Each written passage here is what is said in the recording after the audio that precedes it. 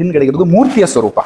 ಹಿಂದೆ ಸಾಕ್ಷಾತ್ ಸುಬ್ರಹ್ಮಣ್ಯ, ಶಿವನ ಮಗನಾದಂತಹ ಸುಬ್ರಹ್ಮಣ್ಯ ಸ್ವಾಮಿ ಶಿವನ ಕಾಲ್ತೊಡೆ ಮೇಲೆ ಕೂತ್ಕೊಂಡಿದ್ದಾನೆ. ಹೀಗೆ ಕೈಯನ್ನ ಇಟ್ಕೊಂಡು ಆಶ್ಚರ್ಯ ವ್ಯಕ್ತಪಡಿಸ್ತಾನೆ. ಶಿವ ತನ್ನ ಬಲಗೈಯಲ್ಲಿ ಹೀಗೆ ಇಟ್ಕೊಂಡ್ರೆ ಆ ಕಡೆಯಿಂದ ಎಡಗೈಯಲ್ಲಿ ಪೂರ್ತಿಯಾಗಿ ತನ್ನ ಮಗನನ್ನು ಎತ್ತಿಟ್ಕೊಂಡಿದ್ದಾನೆ. ಮಗನೇ ತಂದೆ ಕಿವಿಯಲ್ಲಿ ಓಂಕಾರವನ್ನು ಉಪದೇಶ ಮಾಡ್ತಾ ಇರುವಂತಹ ವಿಗ್ರಹ ಅದು. ಎಲ್ಲ ಕಡೆಯಲ್ಲೂ ತಂದೆ ಮಗನಿಗೆ ಓಂಕಾರ ಉಪದೇಶ ಮಾಡ್ತದೆ, ತ್ವೈತ ವಿದ್ಯಾರ್ಥಿ ಹೇಳಿ ನೋಡ್ತೀರಿ. ಆದರೆ ಇಲ್ಲಿ ಪ್ರಧಾನವಾಗಿ ಕಾಣ್ತಾ ಇರುವಂತದ್ದು ಮಗನೇ ಬ್ರಹ್ಮಜ್ಞಾನಿಯಾಗಿ ತಂದೆಗೆ ಓಂಕಾರವನ್ನು ಉಪದೇಶ ಮಾಡ್ತಾ ಇರೋದು. ಓಂಕಾರವನ್ನು ಉಪದೇಶ ಮಾಡಿದಾಗ ಶಿವನ ಇಡೀ ದೇಹದಲ್ಲಿ ಬ್ರಹ್ಮಜ್ಞಾನ ಅನುಭವ ಆಗುತ್ತೆ. ಆಗ ಎಂತಹ ಮಗ ಹುಟ್ಟಿದಾನಪ್ಪ, ಹಾಗಾದ್ರೆ ಎಷ್ಟು ಅದ್ಭುತ ಇದು. ಹಾಗಾದ್ರೆ ಈ ಕೈಯನ್ನು ಇಟ್ಕೊಂಡು ಆಶ್ಚರ್ಯ ವ್ಯಕ್ತಪಡಿಸಿ ನೀವು ಎಲ್ಲ ಕಡೆ ಶಿವಲಿಂಗವನ್ನು ನೋಡಿದ್ರೆ, ಆದರೆ ಇಲ್ಲಿ ಶಿವಲಿಂಗದ ವಿಶೇಷತೆ ಏನು ಅಂದ್ರೆ, ನೀವು ಸರಿಯಾಗಿ ಮಧ್ಯದಲ್ಲಿ ನೋಡಿದ್ರೆ ಶಿವ ಕೂತಿರೋದು ಕಾಣುತ್ತೆ ನೋಡಿ. ಶಿವಲಿಂಗದಲ್ಲಿ ಮಧ್ಯದಲ್ಲಿ ನೀವು ನೋಡಿದ್ರೆ ಹೀಗೆ ಧ್ಯಾನ ಮೊದಲು ಕೂತ್ಕೊಂಡು ಓಂಕಾರವನ್ನು ತಪಸ್ ಮಾಡ್ತಾ ಇರೋದು ಕಾಣುತ್ತೆ. ಹಾಗಾಗಿ ಓಂಕಾರ ಮಗನಿಂದಲೇ ಓಂಕಾರವನ್ನು ಉಪದೇಶ ಪಡೆದಿರುವಂತಹ ಶಿವ ಲಿಂಗದಲ್ಲಿ ಧ್ಯಾನ ಕುತ್ಕೊಂಡು ಓಂಕಾರ ತಪಸ್ ಮಾಡ್ತಾ ಇದ್ದ ಓಂಕಾರೇಶ್ವರ ಅಂತೇಳಿ ಹೆಸರು ಬಂದಿದೆ ಇದಕ್ಕೆ. ಹಾಗಾಗಿ ನೀವು ಎಲ್ಲರೂ ಸಹ ಓಂ ಮತ್ತು ಧ್ಯಾನವನ್ನ ಮಾಡಲಿಕ್ಕೆ ಯೋಗದಲ್ಲಿ ಅಥವಾ ಮನಸ್ಸಿಗೆ ಸಮಾಧಾನ ಬೇಕು ಅಂತಂದ್ರೆ ಓಂಕಾರವನ್ನು ಹೇಳ್ತಾರೆ. ಹಾಗಾಗಿ ಇಲ್ಲಿ ಒಳಗೆ ಬಂದ ಕೂಡಲೇ ವಾತಾವರಣ ತಂಪಾಗುತ್ತೆ.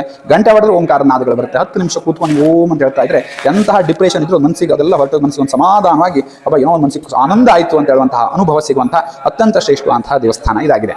ಹಾಗೆ ಇಲ್ಲಿ ವಿಶೇಷತೆ ಏನು ಅಂತ ಕೇಳಿದ್ರೆ, ಬೆಳಿಗ್ಗೆ ಕರೆಕ್ಟಾಗಿ 6:30ಗೆ ದೇವಸ್ಥಾನ ಓಪನ್ ಆಗುತ್ತೆ, 12 ಗಂಟೆ ತನಕ ಇರುತ್ತೆ. ಸಾಯಂಕಾಲ ಮತ್ತೆ 4 ಗಂಟೆಗೆ ಓಪನ್ ಆಗುತ್ತೆ.